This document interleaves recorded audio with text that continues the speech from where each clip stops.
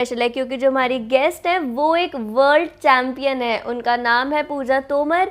वो है एक MFN MMA वर्ल्ड चैंपियन। तो आइए जानते हैं उनकी लाइफ की हर उस ये मेरे लिए थोड़ा चैलेंज भरा रहा था क्योंकि इस फाइट मेरी पहले किसी चाइना की लड़की के साथ फाइट थी बेल्ट डिफेंड के लिए, बट कुछ प्रॉब्लम की वजह से वो फाइट हट गई थी क्योंकि हमारी दोनों, मैं भी स्ट्राइकर वो भी स्ट्राइकर थी।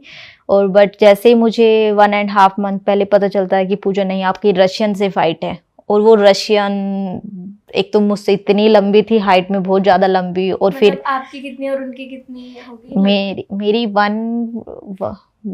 मेरी 5 पॉइंट समथिंग 2 समथिंग है, वो 5.7 थी। अरे हाँ, तो बहुत ज़्यादा डिफरेंट था। तो उसके बाद फिर थोड़ा कोच को मैंने कहा कोच मैं स्ट्राइकर हूँ और वो इतनी लंबी है तो मेरे पंच भी नहीं जा पाएंगे, मैं बहुत उसमें। कोच ने बोला कि नहीं पूजा, आप चैंपियन हो, और चैंपियन वही बनता है जो हर किसी चीज़ के लिए रेडी हो, हर किसी के लिए। तो तुम कभी ऐसे ना नहीं बोल सकते हो। मैंने कहा हाँ कोच, ना तो नहीं, बट मुझे थोड़ा कह रहे कोई कन्फ्यूज़न नहीं, तू चैंपियन है क्योंकि तेरे अंदर चीज़ें हैं चैंपियन बनने की। इस फाइट को हम हाँ बोलते हैं, इसके लिए रेडी होते हैं। और बस उस दिन से कोच ने, जैसे ही मेरी फाइट चेंज हुई उस दिन से कोच ने रात दिन इतनी मुझे ट्रेनिंग होती थी ना, मुझे खुद नहीं पता रहता था कि मैं कब रूम पे आई हूँ, कब मैं सो रही हूँ, कब मुझे खाना है। मतलब ऐसी हो गई थी ना लाइफ, एक्सप्लेन नहीं कर सकते हम उस कैंप को कि मेरा वो कैसा कैंप गया था। बहुत ज़्यादा हार्ड कैंप था क्योंकि हमेशा कोच भी लड़कों के साथ मुझे भेजते थे कि लड़कों के साथ फाइट करेगी। वो भी बहुत ज़ोर से मारते थे, उनकी मार खा के भी आती थी रूम पे। तो बहुत ही चीज़ें ऐसी दिक्कत सी होती चली गई कि मैंने कहा चलो ठीक है, नहीं मुझे तो जीतने हैं ये फाइट। और वो लड़की का जो था MMA में striking, take down, ground game सब होता है, तो मेरा ग्राउंड गेम वीक था। वो ग्राउंड गेम में बेस्ट थी वो लड़की, तो मुझे थोड़ा डाउट था। कोच ने बोला कि कुछ भी हो हमें ग्राउंड पे नहीं जाना है, तुम स्ट्राइकर हो, स्ट्राइकिंग खेलोगे। बस फिर हम ठीक है आ गए यहाँ पे। फाइट वाले दिन कोच पीछे खड़े थे, बस चिल्लाते रहे नो टेक डाउन। मैंने कहा यस कोच। और क्योंकि जो बेल्ट की फाइट होती है वो 5 राउंड की होती है, आपकी 30 मिनट कंटिन्यू, आपके अंदर इतना स्टैमिना और इतनी स्ट्रेंथ होनी चाहिए कि आप आधा घंटा कंटिन्यू लड़ सको। और वो फाइट मेरी 4 राउंड चली और मैंने 4 राउंड उसको, मतलब उसके ऊपर हावी थी मैं अपनी स्ट्राइकिंग से। तो वो ये कि हाँ, तो वो एक मेरे लिए बहुत अपने आप में एक बिगेस्ट लगता है कि मैंने बहुत बड़ी चीज अचीव की है। तो मतलब आप वो पांचों राउंड उनसे जीत गए? मैं चौथे राउंड में उसको फेस किक की मैंने। फेस किक में शायद उसने बोला कि उसका हाथ टूट गया था, तो उसके कॉर्नर ने वहां पे मना कर दिया था कि आगे नहीं खेलेगी। अरे वाह, हाथ ही टूट दिया। जैसे कि पूजा स्पोर्ट्स में बहुत सारी इंजरीज होती है, तो कौन सी ऐसी मेजर इंजरीज है जो आपको लगता है कि आपको अब तक वो दिक्कत दे रही है? मुझे वैसे दिक्कत तो नहीं दे रही है, बट मुझे जो इंजरी हुई थी फर्स्ट टाइम बचपन में हुई थी, वो जो मैं फाइट खेल के आई थी, शायद 8-9 क्लास में थी मैं। वुशु की फाइट खेली थी वो। उसमें क्या हुआ था, वो सामने वाली लड़की बॉक्सर थी वो, तो वो वुशु भी एक किक बॉक्सिंग की तरह गेम है जिसमें टेक डाउन भी होते हैं। तो उसने जैसे पंचेस किए मेरे फेस पे, तो मुझे नाक पे ऐसे लगा कि उस टाइम में मुझे चक्कर आ गए, मैं नॉकआउट हो गई। मुझे पता नहीं था कि नॉकआउट क्या होता है, चक्कर आ गई। तो मैंने पूछा कि क्या हुआ था मेरे साथ। उन्होंने बोला कि उसने तुझे पंच किए काफ़ी सारे और उसके बाद तो बेहोश हो गई, ऐसे गिर गई। बेहोश भी नहीं, बट थोड़ी सी ऐसे हो गई थी। तो मैंने सोचा हाँ मेरी नाक वीक है। तो मैं घर आई, घर आके मैंने एक बैग खरीदा कपड़े का, उसके अंदर लकड़ी वाला बरूदा भरा और रूम के अंदर नीचे जाके बंद कर लिया अपने आप को। और उस पे इतने पंच, अपने फेस पे भी पंच किए, उसके ऊपर भी पंच किए कि मेरी नाक से मतलब ब्लड आना स्टार्ट हो गया। मुझे खुद नहीं पता था।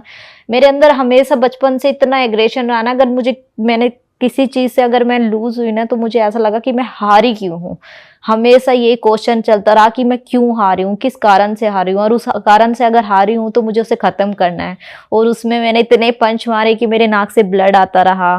तो मम्मी नीचे देखने आई कि पूजा कहाँ है। फिर मम्मी ने ऐसे गेट खटखट किया, पूजा गेट खोल, क्या कर रही है। तो मम्मी ने ऐसे, वो खुद देख के डर गई कि लड़की पागल हो गई कि क्या हो गया इसे। मैंने कहा हाँ मम्मा मेरी नाक कमजोर हो गई। कह रही ऐसे और कमजोर हो जाएगी। मैंने कहा नहीं, ऐसे मजबूत हो जाएगी। तो उस वक्त मुझे फर्स्ट इंजरी हुई थी और उस वक्त मैंने ठान लिया था कि नहीं, मैं वीक नहीं पड़ सकती किसी चीज़ में। कोई और ऐसी इंजरीज जो मतलब जिन्होंने थोड़ा आपको हिला दिया हो फाइट में उस टाइम? मुझे फाइट से अलावा मुझे ज़्यादातर ट्रेनिंग में ज़्यादा इंजरी हुई है। एक बार हम बॉक्सिंग कर रहे थे, कोई जूनियर लड़की थी, वो बॉक्सिंग करते करते ऐसे सर लेकर आई, उसका सर यहाँ पे लगा, मेरी पूरी नाक टूट गई थी।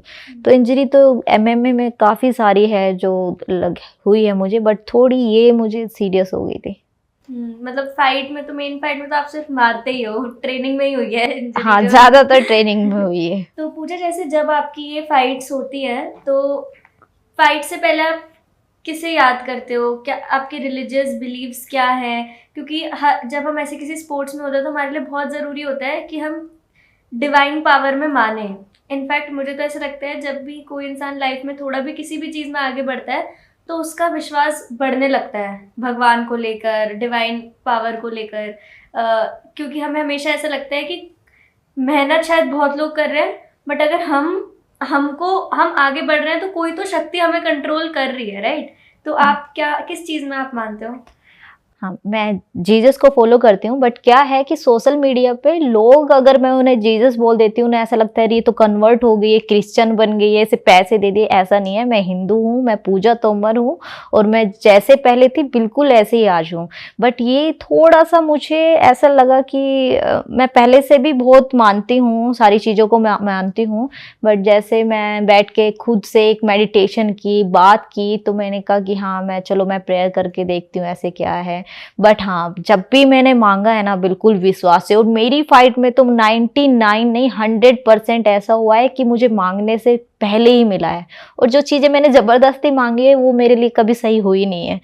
फिर मतलब मैं इस चीज़ में बहुत ज़्यादा विश्वास करती हूँ। तो आप जीसस में बहुत ज़्यादा आपका बिलीफ है, तो आप हाँ। फाइट से पहले उनको याद करते हैं? बिल्कुल, मैं हमेशा फाइट से पहले, इवन जब मुझे फाइट मिलती है मैं उससे पहले भी उनसे ही पूछती हूँ। जब मैं बातें करती हूँ कि मुझे कौन सी फाइट मिलनी चाहिए, मैं कैसे ट्रेनिंग करूँ, क्या आप मुझे ये चीज़ें प्रोवाइड करा सकते हो? तो मैं उनसे बात करती हूँ। मेरा एक अलग रिलेशन है कि भाई एक पापा की तरह ऐसा होता है ना कि भाई एक फादर है, या तो मैंने मान लिया है कि हाँ मेरे पापा नहीं है तो कोई तो है जिनसे मैं बात कर सकती हूँ, और वो मांगने से मुझे बहुत इजीली मिलता है।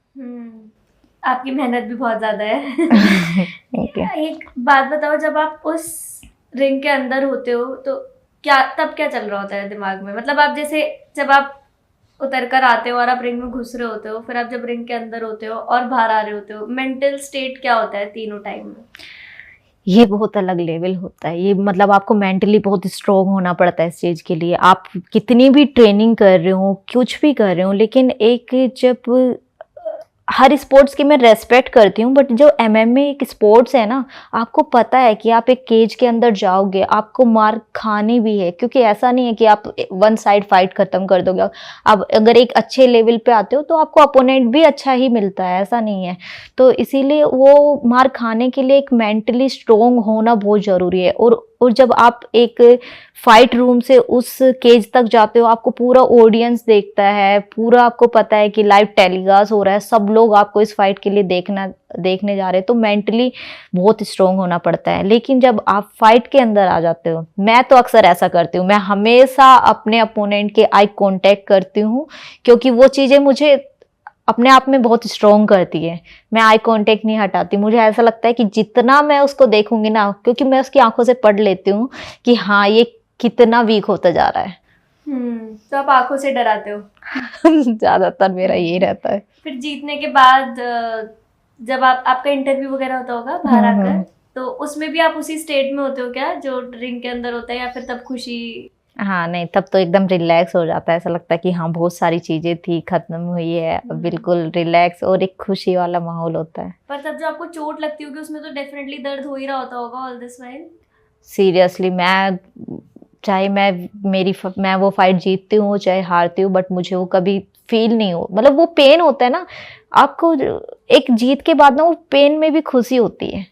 अभी घर में भी चाहे मुझे कितनी भी बड़ी इंजरी हो जाए या फैमिली सब लोग डरते हैं और इतनी चोट लगी, लेकिन मुझे फर्क पड़ना बंद हो गया है। मुझे अच्छा लगता है जब मुझे कोई इंजरी होती है या लगती है, तो मुझे ऐसा लगता है कि हाँ आज अच्छे से ट्रेनिंग हुई है। अरे मतलब वो दर्द की अब शायद आदत पड़ गई है। आदत हो गई है। तो पूजा, जैसे आप बता रहे हो कि आपकी फाइट्स जो है ये लाइव टेलीकास्ट होती है, तो आपकी मम्मी देखती हैं क्या इन फाइट्स को? हाँ, मेरी मम्मी हमेशा मेरी फाइट देखती हैं, और मैं जीतती हूँ तब भी देखती है, हारती हूँ तब भी रो रो के देखती है। फिर आगे बोलती है कि पूजा, तू ना सिर्फ खड़े होके खेला कर, क्योंकि तुझे नीचे गिरने के बाद तो आता ही नहीं। मैंने कहा हाँ मम्मी, मैं कोशिश करती हूँ ना जाऊं। कह रही फिर तू जाते क्यों है? मैंने कहा अब फाइट चली गई तो हमेशा मुझे अच्छे से समझाती भी है, और जब इंजरी होती है तो थोड़ी देर रोती है, कह रही है कि नहीं, मैं तुझे ऐसे पिटते हुए मार खाते हुए नहीं देख सकती। मैंने कहा माँ, चिंता मत करो, एक दिन मार के भी आऊंगी। तो आपके साथ भी जाती हैं आपके फाइट्स वगैरह में? फाइट्स अगर इंडिया में कोई फाइट हो रही है तो वो आती है, अदरवाइज मैं बाहर तो नहीं, क्योंकि थोड़ा सा ऐसा हो जाता है कि माँ की केयर मुझे बहुत ज्यादा है, तो मेरा फाइट से ज्यादा फिर माँ पे फोकस रहता है कि माँ क्या कर रही होगी, कैसे